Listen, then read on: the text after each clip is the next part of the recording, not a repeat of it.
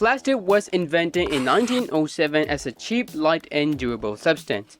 It was invented to use in our daily lives, not to pollute the environment or to eat, breathe and cause health problems. Sadly, that is exactly what happens today. For example, you throw a plastic waste into a nearby river or streams. That plastic eventually end up in the ocean where it get exposed to sunlight, wind and other factors. Those factors break down the plastic into a smaller particles called the microplastics. Those microplastics can either be taken up by the air or ingested by the marine life, like fish or clams.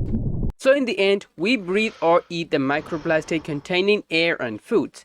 That eventually cause cancer, lung problems, heart problems and many more. But now Mr. Beast together with Teamseas have now raised a campaign to get $30 million to clean 30 million pounds of trash from the water, which are mainly plastic. I think every country in the world has a beach, river or lake. You can clean them together with Teamseas by donating them or on your own by removing them.